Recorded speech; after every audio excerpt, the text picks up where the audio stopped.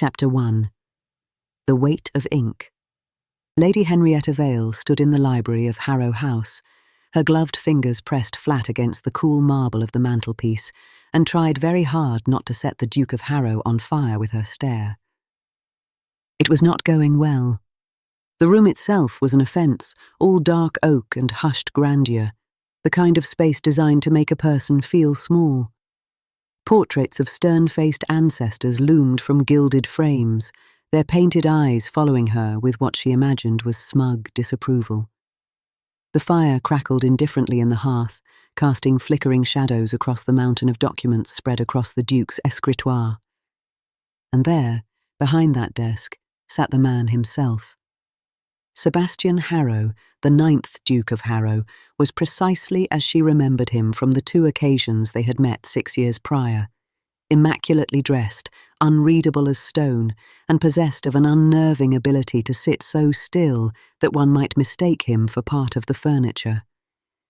His cravat was a perfect white waterfall against the stark black of his coat. His dark hair was cropped short, without a single strand out of place.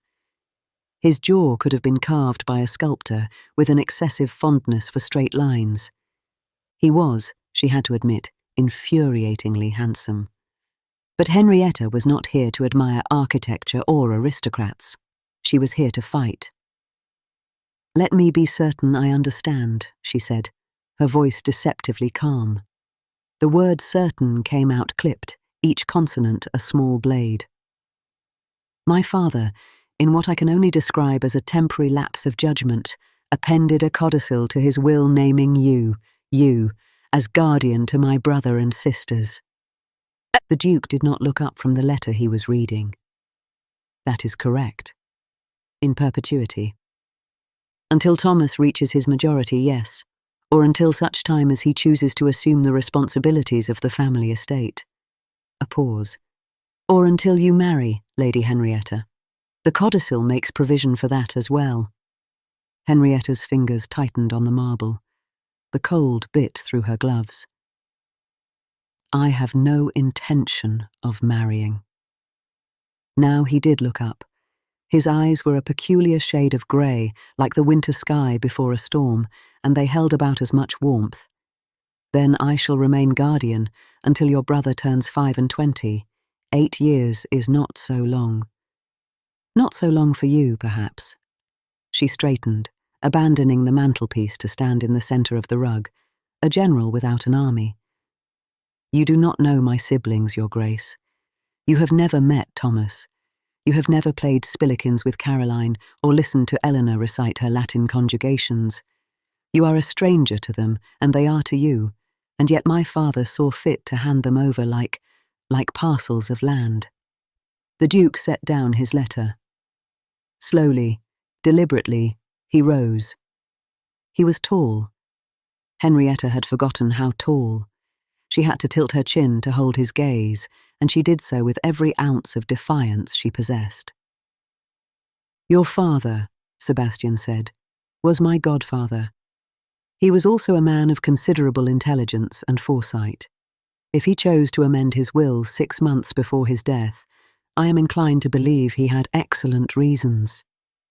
"Excellent reasons," Henrietta repeated, her voice rising despite herself.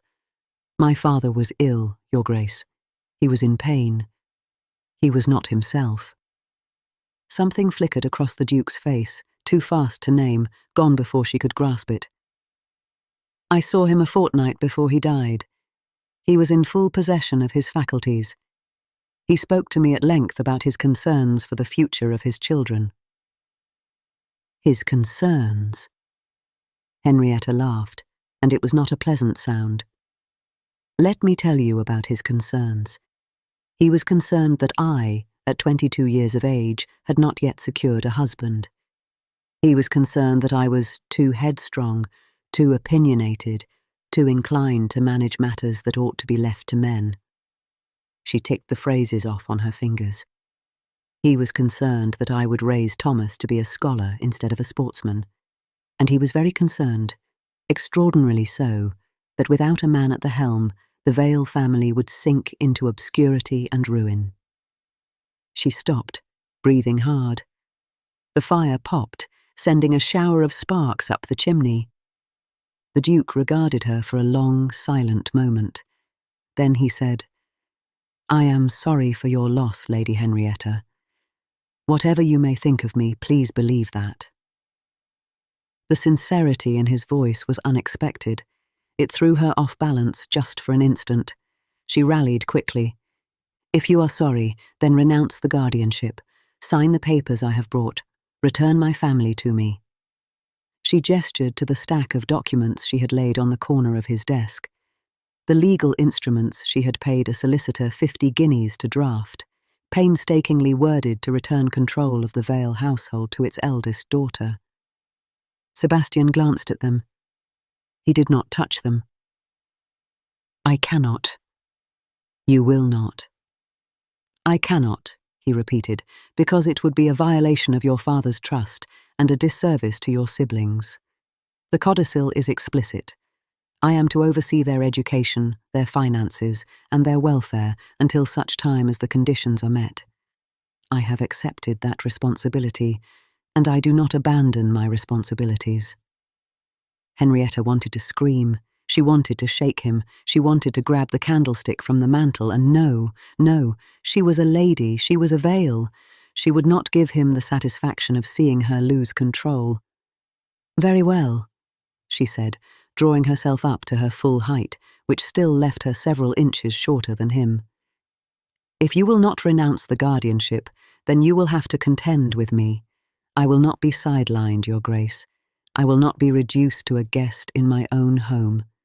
My siblings will remain with me, in the Vale house, under my care. You may write your cheques and review the ledgers and call yourself guardian if it pleases you, but I will be the one who raises them." She expected him to argue.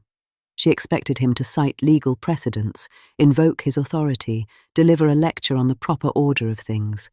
Instead, he simply nodded. "That was always my intention." Henrietta blinked. "I beg your pardon." "I have no desire to remove your siblings from the only home they have ever known." He walked around the desk, moving with a quiet economy of motion that reminded her of a large cat, unhurried, aware of its own power.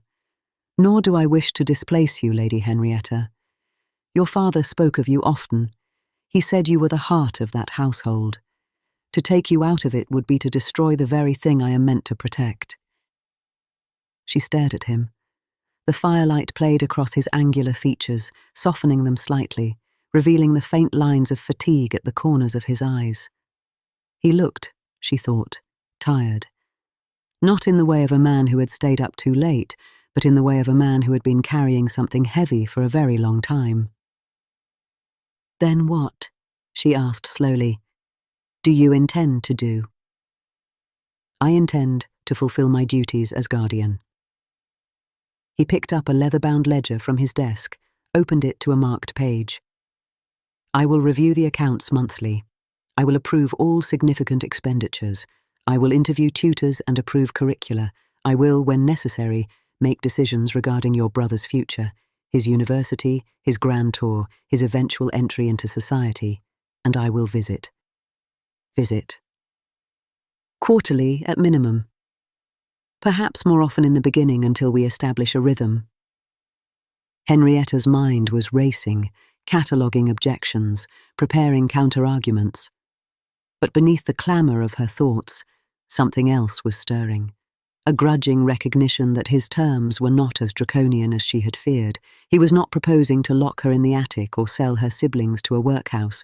He was proposing to be involved, annoyingly, intrusively involved, but involved nonetheless. "And if I refuse to cooperate?" she asked. "If I make your visits so unpleasant that you decide the whole arrangement is more trouble than it is worth?" For the first time, something that might have been amusement flickered in those grey eyes. "Then I would admire your tenacity, Lady Henrietta, but I would not change my mind." "You are impossible." "So I have been told." He closed the ledger, returned it to the desk. "May I offer you some tea?" You have travelled a long way, and you look as though you might benefit from sitting down. It was such a mundane offer, so utterly at odds with the battle they had just fought, that Henrietta felt her composure crack. She pressed her lips together, forced her shoulders to relax. "No," she said. "Thank you. I should return to my siblings. They have been without me for 3 days, and Caroline tends to worry." "Of course." He walked with her to the door of the library, opened it himself. No footman, no pomp. "I will call upon you at Vale House next week. We can begin going through the accounts together." "I look forward to it with every fibre of my being," Henrietta said, with such elaborate insincerity that a lesser man might have winced. The Duke of Harrow merely inclined his head. "Until then, Lady Henrietta."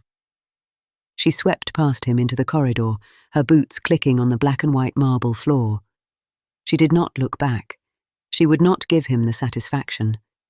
But as the heavy door of Harrow House closed behind her and she stepped out into the grey London afternoon, she found herself thinking not of the battle she had won, for she had won, had she not? She had kept her family, but of the man she had left behind. There was something beneath that marble exterior, she was certain of it, something he was hiding.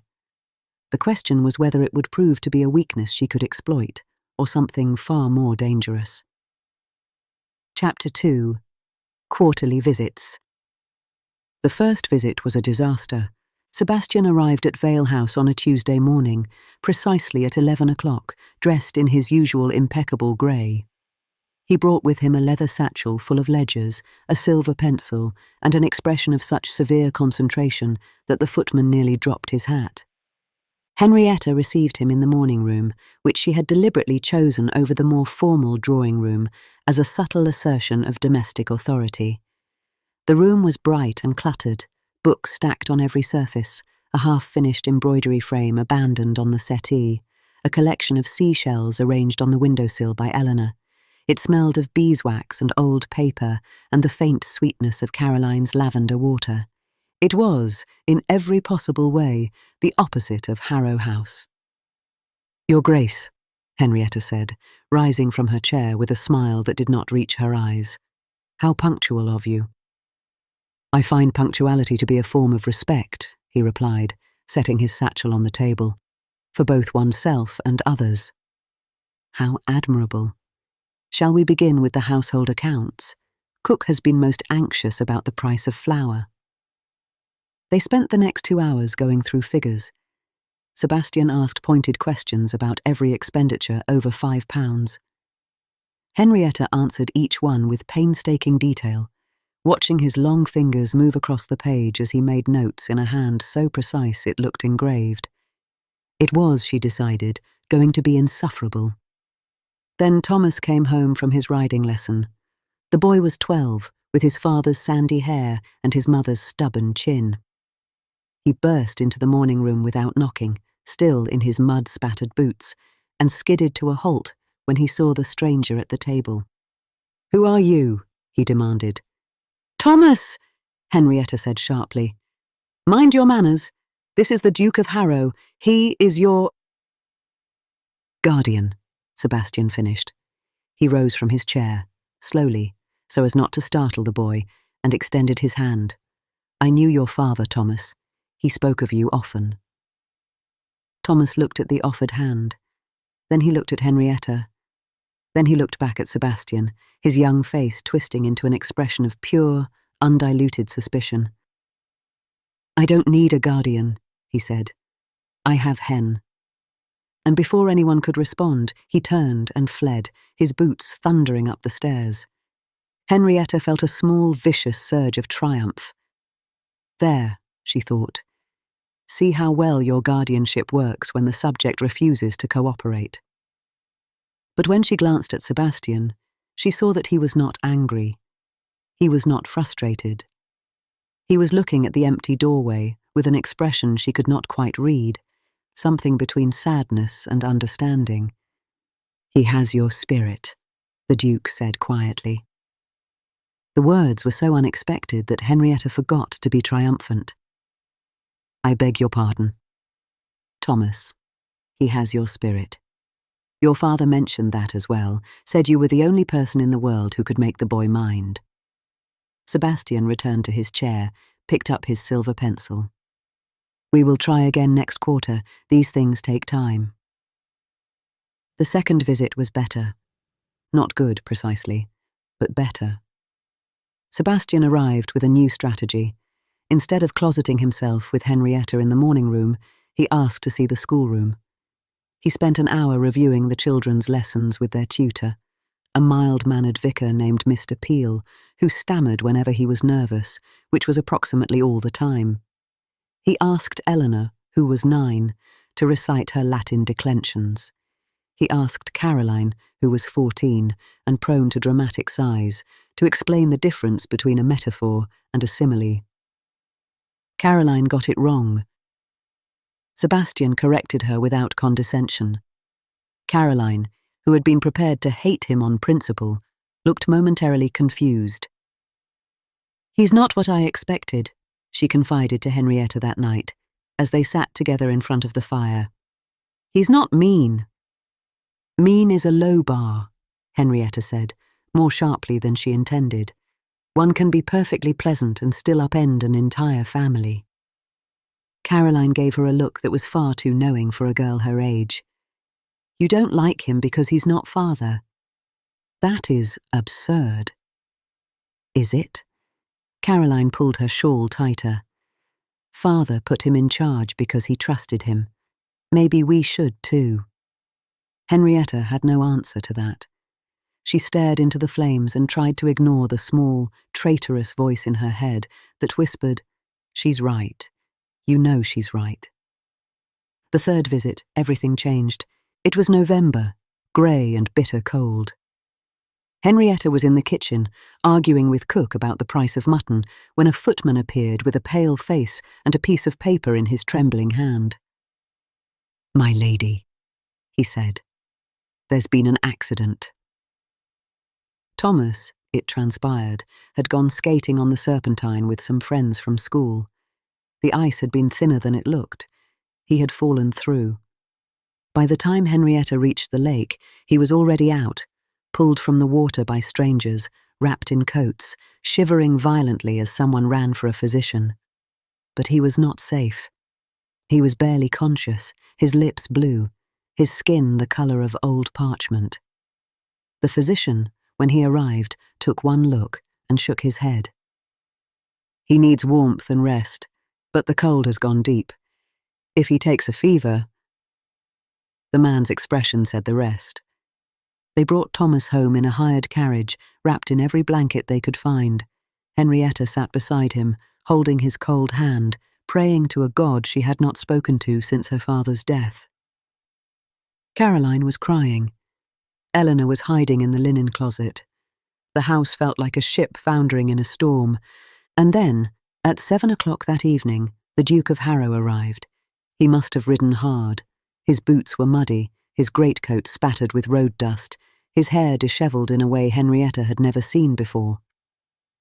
He did not wait to be announced. He walked straight into the house, past the startled footmen, and found her in the upstairs corridor, standing outside Thomas's door. How is he? Sebastian asked. His voice was rough, not commanding, just human. The fever started an hour ago. Henrietta's own voice sounded strange to her ears, thin and cracked, like a bell with a flaw in the metal. The physician says we must keep it down, but he won't stop shaking. He won't. She stopped, pressed her hand to her mouth. She would not cry. She would not. Sebastian looked at her for a long moment. Then he did something so unexpected that Henrietta forgot to breathe. He took off his greatcoat. He removed his cravat. He rolled up his sleeves. What are you doing? She asked. There is a treatment I learned of during my time in the army. Cold water immersion is dangerous, but gradual rewarming, skin to skin, body heat, can sometimes draw the chill out more effectively than blankets alone. He pushed open the door to Thomas's room. I will need basins of warm water, and brandy, if you have it. Not for him, for his chest, to rub warmth into the muscles. Henrietta stared at him. You served in the army? For 3 years, before my father died. He was already moving toward the bed, where Thomas lay shivering beneath a mountain of quilts. The brandy, Lady Henrietta, please. She went. For the next 4 hours, Sebastian Harrow sat beside her brother's bed. He rubbed warm brandy into the boy's chest and limbs. He held Thomas against his own body, wrapped in a single thin sheet, letting his own heat seep into the child's frozen flesh. He spoke to him in a low, steady voice, not as a duke to a ward, but as one human being to another. You're going to be all right, Thomas. I need you to fight. Your sister is outside that door, and she is very worried about you. She will never forgive either of us if you give up now. Henrietta stood in the doorway, watching, and felt something shift inside her chest. It was not the easy thaw of affection. It was more like the crack that forms in a dam, small at first, almost invisible, but capable of bringing down the entire structure if left unchecked. At midnight, Thomas's shivering stopped. His colour improved. His breathing deepened. Sebastian eased him back onto the pillows, pulled the blankets up to his chin, and sat back with an exhalation that seemed to come from the very bottom of his lungs. He will recover, he said quietly. The crisis has passed. Henrietta crossed the room. She knelt beside the bed, not because she meant to, but because her legs would no longer hold her. She took Thomas's hand, felt the warmth returning to his fingers, and pressed her forehead to the mattress. Thank you, she whispered. The words scraped her throat on the way out. She felt, rather than saw, Sebastian rise from his chair. There is no need to thank me. He is my responsibility as much as yours. That is not... She looked up, her vision blurred with tears she had been fighting for hours. That is not why I am thanking you. Their eyes met. In the dim light of the single candle, the Duke of Harrow looked less like a marble statue and more like a man. Exhausted, worried, human. There was a smudge of dirt on his cheek. His rolled-up sleeves revealed forearms that were surprisingly muscled, dusted with dark hair. He was, Henrietta realized with a jolt that felt almost physical, beautiful. Not in the way of polished society portraits, in the way of something real and alive and utterly, terrifyingly compelling. I should go, he said, but he did not move. It is past midnight, Henrietta said. The streets are dark. Stay. The word hung in the air between them. Stay. It meant more than she intended. It meant everything. Sebastian swallowed. She saw his throat move. If you are certain. I am certain. He stayed. Chapter 3. The Language of Small Things. After that night, something changed. It was not a grand transformation, no sweeping declarations, no dramatic confrontations. It was a slow accumulation of small things. A look held a moment too long, a hand that lingered when passing a cup of tea. An argument that began with heat and ended with something that was not quite laughter, but was not quite anything else either.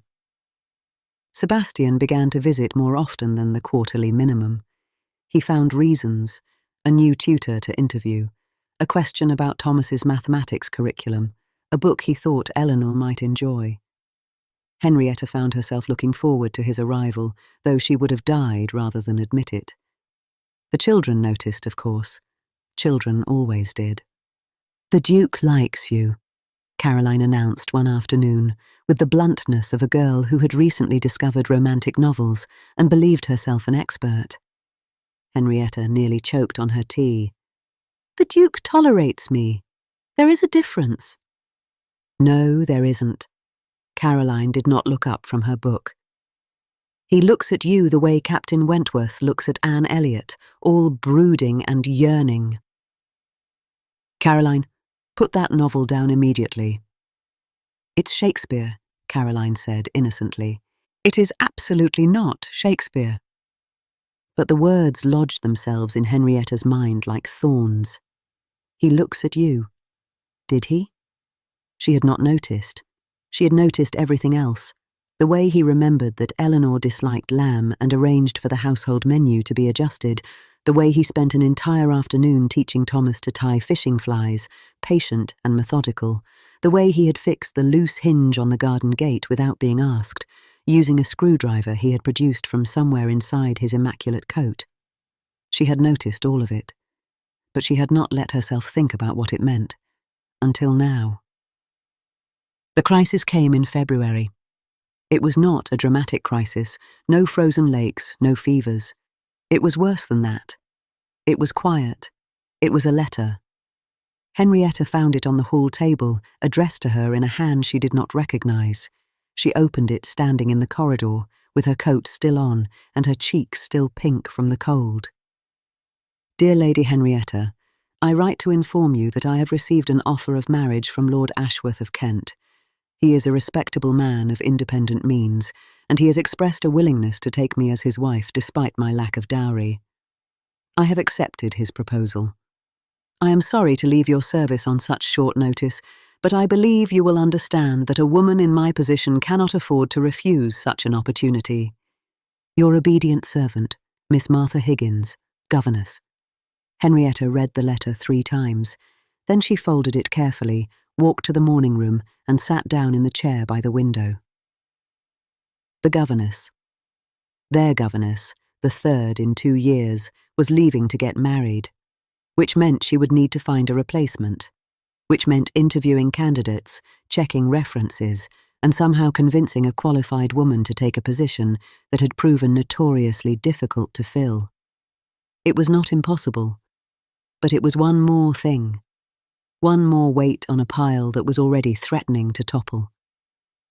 She was still sitting there, staring at the empty garden, when Sebastian arrived for his monthly visit. He found her in the chair, still in her coat, the letter crumpled in her lap. He did not ask what was wrong. He simply crossed the room, knelt beside her chair, knelt a duke on his knees before a baron's daughter, and took the letter from her hands. She let him read it. She did not have the strength to stop him. "I see," he said when he was done. His voice was very calm. "This is the 3rd governess in 18 months. "The 3rd? "The position is cursed," Sebastian said, and Henrietta startled into a laugh, a wet, ragged sound that was half a sob. "You are not supposed to make jokes," she said. "You are supposed to be stern and disapproving and tell me that I have mismanaged the household."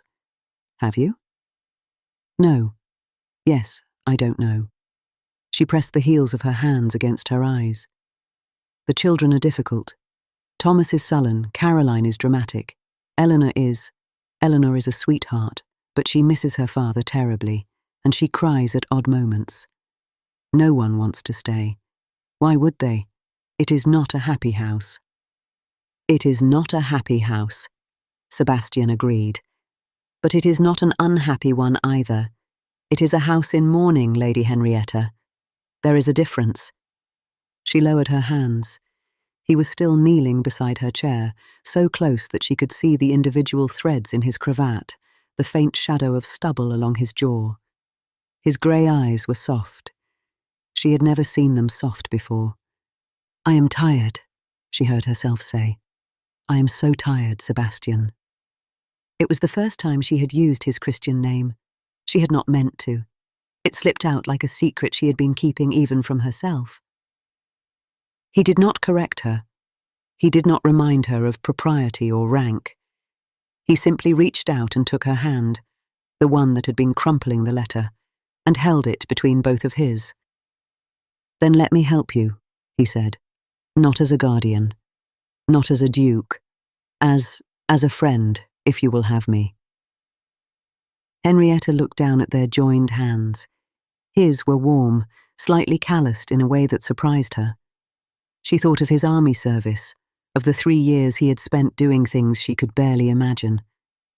She thought of the night by Thomas's bed, his rolled-up sleeves and his steady voice. She thought of her father's codicil and how furious she had been, and how wrong she might have been about everything. "I don't know how to be your friend," she admitted. "I've spent the last 6 months fighting you. I am not certain I remember how to stop." Sebastian smiled. It was a small smile, barely a curve of his lips, but it transformed his face. The stern lines softened, the grey eyes warmed. He looked, Henrietta thought, like a man who had been standing in the shadows for a very long time and had just stepped into the sun. "Then we shall learn together," he said. Chapter 4. The Risk of a Heart. 3 months later, on a warm evening in May, Sebastian Harrow knelt in the garden of Vale House and asked Henrietta Vale to be his wife. It was not a grand proposal. There were no orchestra, no fireworks, no crowd of breathless onlookers. They were alone among the roses, the air thick with the scent of honeysuckle, and Sebastian had just finished telling Henrietta that he had found a new governess, a widow with 6 grown children, and a disposition of such formidable cheerfulness that even Thomas had been charmed. "You have done so much for us," Henrietta said, her hand resting lightly on his arm as they walked along the gravel path. "More than I ever expected, more than I deserved." "You deserve everything," Sebastian said. And then, because he was a man who had spent his entire life hiding his heart behind walls of duty and decorum, he stopped walking. Henrietta stopped too. She looked up at him, her dark hair catching the last gold light of the setting sun, and he thought, "I would burn down every wall I have ever built for this woman." "I love you," he said. The words came out rough, unpracticed. He had never said them to anyone before, not his cold father, not his distant mother, not the various society ladies who had circled him over the years like moths around a flame. He had not known he was capable of saying them. Henrietta's eyes widened, her lips parted. "Sebastian." "I love you," he said again, because once he had started, he could not seem to stop. "I have loved you since the night Thomas fell through the ice. No, before that. I think I loved you from the moment you stood in my library and told me I was impossible. You were so fierce, so brave. You were everything I was not." "That is not true," Henrietta whispered. "It is true." He took both her hands in his. "I have spent my life being what other people needed me to be. A son, a duke, a guardian. I have never once been simply myself. But with you, Hen, with you I am not performing. I am not pretending. I am just a man who loves you and your family and wants nothing more than to spend the rest of his life making you happy." He knelt. The gravel bit into his knees. He did not care. "Marry me," he said, "not because you need a guardian for your siblings, not because society expects it. Marry me because I am yours, utterly and completely, and because I believe, I hope, that you might be mine." Henrietta stared down at him. The sunset painted her cheeks gold. Her eyes were bright with tears she was trying very hard not to shed. "You are a fool," she said. "I know. A complete and utter fool. I know that too. I have fought you at every turn. I have been rude and suspicious and ungrateful. I have called you impossible to your face." "You have," Sebastian agreed. "It was one of the things I admired most about you." Henrietta made a sound that was half laugh, half sob. She pulled her hands free of his, and for one terrible moment, Sebastian thought she was going to walk away. Instead, she dropped to her knees in the gravel beside him. "I love you too," she said. "I think I have loved you since the moment you fixed the garden gate, which is absurd because it was just a gate, and I was supposed to be hating you." "A gate?" Sebastian repeated. "You fell in love with me over a gate." "It was a very loose hinge. You fixed it without being asked. You did not even mention it afterward. You just did it because it needed to be done."